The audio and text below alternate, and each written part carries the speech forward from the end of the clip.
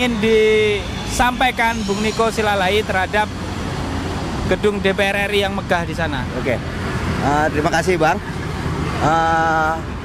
Halo teman-teman. Di sini kita coba membilang kontra terhadap rejim. Sebenarnya aku bukan kontra terhadap rejim, cuman aku harus meluruskan perspektif pemikiran teman-teman bahwasannya pemerintah itu hanyalah pembantu bagi rakyat. Betul. Yang namanya pembantu harus kita beri ya peringatan kalau misalnya nggak beres kerjanya kan harus kita kritisi. Bila perlu caci maki atau pecat sekalian. Itu yang harus kita pahami konsep berpikirnya. Jadi jangan anggap pemerintah itu sebagai tuan. Kita rakyat inilah tuannya. Nah, hari ini kita membersamai dan mensupport gerakan yang dibangun teman-teman mahasiswa untuk menolak Undang-Undang Cipta Lapangan Kerja. Karena apa? Karena dalam undang-undang tersebut banyak kali pasal-pasal yang kita anggap masih bermasalah. Terutama serikat buruh menganggap itu bermasalah. Nah, sementara undang-undang ini kan pernah dibatalkan oleh MK dengan putus inkonstitusional bersyarat. Nah, yang namanya inkonstitusional itu kan ya berarti sudah tidak konstitusi. Tapi kenapa masih terus dipaksakan menjadi konstitusi gitu loh? Ya. Ini yang harus coba kita lihat gitu loh. Undang-undang ini benar-benar undang-undang sangat menyesatkan. Undang-undang yang hanya membahagiakan kaum pemilik modal, tapi di sisi lain rakyat jadi korban. Maka ini harus kita kritisi. Dan teman-teman harus ingat bahwa undang-undang ini bukan cuma berdampak pada elemen buruh, tapi seluruh anak bangsa, terutama adik-adikku di mahasiswa, adik-adikku yang masih tingkat pelajar. Karena apa? Setelah kalian selesai, kalian akan masuk ke lapangan kerja dan akan menghadapi undang-undang ini. Betul. Maka dari itu, mulailah kita melawan, mulailah kita menentang produk undang-undang yang jelas-jelas menyengsarakan rakyat. Ya. Jadi kita tidak perlu lagi takut-takut, bersuaralah yang lantang. Ya. Jangan cuma kau takut diam. Mulailah kita mengorganisir diri, mulailah bersama-sama. Yuk, mari kita atur waktu 1 hari saja.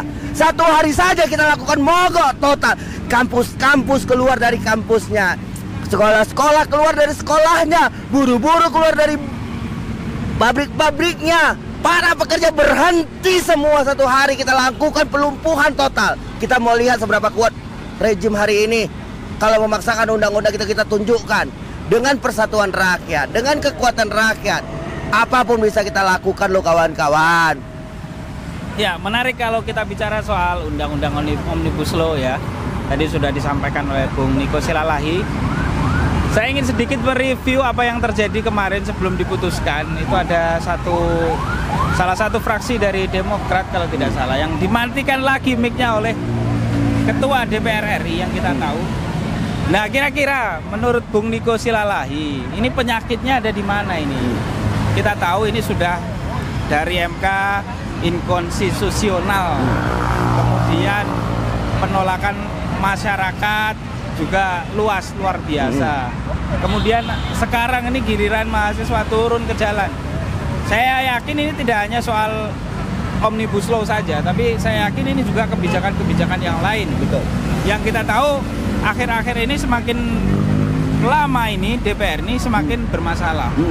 Seperti kasus soal uang 349 triliun. Oke. Tapi sebelum itu saya ingin minta tanggapan. Sebenarnya ini DPR ini salahnya di mana sih, Bung? Artinya ini kan sudah ditolak berkali-kali. Kemudian masyarakat sudah turun. Jadi sumber kesalahannya ini di mana sebenarnya? Oke. Terima kasih Bang. Tadi sempat jinggung katanya ada Demokrat menolak. Terus bukan cuma Demokrat Bang yang menolak, PKS menolak. Katanya sih menolak. Oke. Tapi kalau gue melihat itu gimmick doang Bang. Itu ya. Kalau memang serius lu pada partai-partai lu menolak itu, lu mobilisasi deh. Kader-kader simpatisan lu sama-sama kita turun yuk. Sama-sama kita menolaknya yuk. Bukan cuma gimmick semata setelah aksi walkout segala macam sampai dimatikan mic segala macam. Aduh, ini cuma gimmick gue bilang. Gue nggak percaya lagi. Karena apa faktanya undang-undang itu sudah disahkan. Jadi apa artinya kalian menolak cuma menolak WO? Ada yang dengan WO-nya walkout. Kalau cuma walkout yang diandalkan, untuk apa dulu kalian berebut ke Senayan? menyampaikan aspirasi rakyat. Lah orang-orang di Senayan itu anggaplah mereka itu gladiator yang memperjuangkan dengan nyawanya untuk perjuangkan hak rakyat. Tapi apa yang terjadi? Udah jelas-jelas paripurna itu ajang bertarungnya, kok malah ditinggalkan? Udah jelas-jelas itu paripurna aja Maya, kok cuma gara-gara dimatikan mic langsung melempem. Kok lempar dulu bangkunya, lemparkan dulu mic-nya kepada yang matikan. Kan simpel, itu baru betul-betul petarung. Itu baru benar-benar memperjuangkan, bukan cuma gimmick doang. Yang gue lihat itu cuma gimmick-gimmick. Jadi nggak usah percaya deh lagi dengan apa-apa yang dilakukan oleh partai-partai politik. Udah jelas-jelas Bambang Pacul mengatakan Korea di sini pasti akan oke jika ditelepon ketua ibu. Jika dikatakan ketua umum, berarti jelas sumber masalahnya di partai politik. Partai-partai politik yang ada di Senayan sana. Dan ada ketua-ketua umumnya. Udah jelas kan? Berarti anggota-anggota DPR itu, ya, kita harus lihat itu bukan representatif rakyat lagi. Tapi hanya menjadi representatif dari ketua partai. Jadi mereka di sana bukan mewakili rakyat Indonesia seluruhnya, tapi mewakili partai-partai politiknya yang dipimpin oleh ketua partai. Itu yang harus kita pahami. Ingat statement Bambang Pacul. Jadi sudahlah, mulailah kita kawan-kawan. Kita ini bukan soal semata-mata apatis dengan anggota DPR, tapi lihat apa sih produk DPR hari ini yang benar-benar pro pada rakyat. Apa sih produk undang-undang yang dilahirkan DPR yang benar-benar pro pada rakyatnya. Yang terjadi hanyalah perpanjangan oligarki.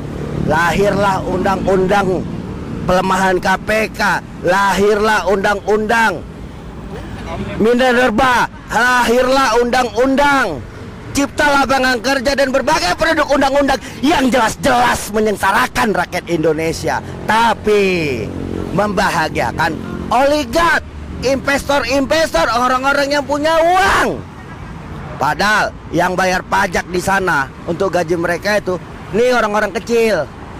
Yang dibayar, yang membayar pajak dipotongi, pajaknya berlapis-lapis.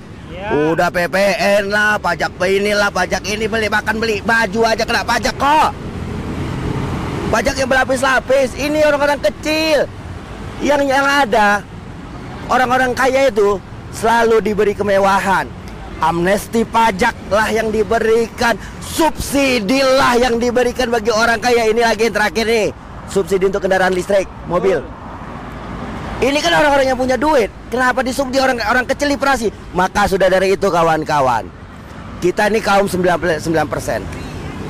Mari kita melawan bersama-sama supaya apa? Supaya kaum 1% itu mendengarkan kita. Supaya kaum 1% itu tunduk pada kita. Mulai kita melawan. Tunjukkan bahwasannya persatuan rakyat itu ada. Kita tunjukkan bahwasannya rakyat sudah tidak takut lagi. Karena apa? Karena hidup hanya sekali. Hidup hanya sekali kawan-kawan. Pilihannya cuma satu, mati mulia atau mati terhina. Ingat itu. Kalau di versi Islam ada katanya apa? Mati syahid? Ya, iskariman aupun syahidah. Oke. Hidup mulia atau mati syahid. Nah, hidup mulia atau mati syahid. Betul. Luar biasa. Statement tadi juga sekaligus ini mungkin suara yang disampaikan oleh Bung Niko ini saya yakin bukan cuman suara hatinya Bung Niko, tapi dengan kondisi yang sekarang saya pikir ini mewakili sebagian besar rakyat, khususnya ke rakyat menengah ke bawah ya, kaum rakyat miskin yang sekarang ini, yang mana dengan telanjang para pejabat-pejabat kita ini melakukan dalam tanda kutip kong kali kong, terutama yang terakhir kemarin soal 349 triliun. Dan yang menarik dari 349 triliun itu ternyata sampai dengan detik ini tuh belum ada tindakan konkret nih Bung ya, yang dilakukan oleh pemerintah. Justru yang di-up itu adalah soal-soal dalam tanda kutip drama antara Arteria Dahlan, Mahfud MD, kemudian Fajrul dan konco-konconya itu. Gitu. Nah, dalam kondisi seperti ini, apa yang kemudian mesti dilakukan rakyat Indonesia dalam rangka untuk memperbaiki kondisi saat ini kira-kira Bung? apa tindakan konkret yang harusnya dilakukan rakyat Indonesia melihat sedemikian buruknya kebijakan-kebijakan yang dilakukan oleh pemerintah. Oke, ini menarik terkait 349T ini. Ini bukan sangat angka kecil. Jika dibeli kerupuk ini bisa satu Jakarta ketutup. Gila itu. Jika dibangun untuk puskesmas seluruh dari mulai Sabang sampai Merauke, setiap desa, enggak kecamatan lagi, setiap desa bahkan setiap lorong bisa terbangun puskesmasnya. Jika diberikan untuk sektor pendidikan, maka anak-anak bangsa nggak perlu lagi bayar uang kuliah, uang sekolah nggak perlu lagi bayar, bahkan bisa berlebih-lebih. Tapi 349 ini hanyalah angka statistik bagi pemerintah. Itu yang kita lihat. Karena apa? Lembaga-lembaga penggerak hukumnya nggak bergerak kok untuk mengusut ini. Nggak bergerak kok, ini hanya gimmick-gimmick semata. Karena sampai detik ini belum ada satupun tersangkanya. Dalam 349T ini tidak menutup kemungkinan Sri Mulyani juga terlibat, tidak menutup juga. Bahkan tidak menutup kemungkinan juga Jokowi tahu persis. Tidak menutup kemungkinan ini semua. Karena apa? Karena 349 ini angkanya sangat besar. 6,7 T aja dulu didorong pansus kok. Betul. Waktu kasus Senturi. Iya. Tapi kenapa 349 tidak berani mendorong pansus dan membuka ini? Ada apa? Karena apa? Dalam 349 ini banyak yang terlibat. Bukan cuma kelas-kelas coro di situ. Bukan cuma kelas-kelas teri yang main di situ. Karena kalau teri-teri mainnya pasti kecil juga. Ini kelas-kelas kakap yang main. Maka jika ini terbongkar, ini prestasi sangat baik bagi Jokowi. Tapi jika 349 tidak terbongkar, maka setelah Jokowi turun, selesai masa tugasnya atau dilengsarkan rakyat, maka ini akan menjadi kasus yang akan menyeret Jokowi dalam penyelidikan, bukan tidak mungkin ditahan. Amerika Serikat sudah memberikan contoh. Betul. Dalam sejarah peradaban Amerika, Trump sudah ditahan. Dia presiden pertama yang ditahan. Kasusnya bukan soal itu ya. Bukan soal itu. Bukan tidak mungkin. Bukan tidak mungkin. Jokowi menjadi presiden pertama nanti yang ditangkap dan ditahan jika tidak menyelesaikan 349 ini. Karena 349T ini akan menjadi pintu masuk untuk mencari di mana letak kesalahan Jokowi. Maka dari itu Pak Jokowi, supaya nanti setelah selesai Bapak menjabat, sebelum itu tuntaskanlah 349T ini. Agar apa? Agar Bapak meninggalkan sebuah prestasi, mampu membongkar tabir gelap di 349T ini. Bukan cuma gimmick antara Sri Mulyani dengan Mahfud MD, antara Mahfud MD dengan DPR atau dengan siapapun. Jangan cuma gimmick doang. Kami nggak butuh gimmick-gimmick itu. Yang kami butuhkan hanyalah ungkap tuntas kasus ini. Ya. Terima kasih Bung Niko Silalahi atas waktunya yang sebentar lagi kita akan saksikan, teman-teman sekalian. Ribuan mahasiswa mendatangi DPR hari ini, dan mungkin ini jadi salah satu sejarah bagi perubahan bangsa Indonesia agar lebih baik ke depannya. Terima kasih yang sudah menonton. Terima kasih Bung Niko Silalahi. Terima kasih Bang. Wassalamualaikum warahmatullahi wabarakatuh. Waalaikumsalam warahmatullahi wabarakatuh.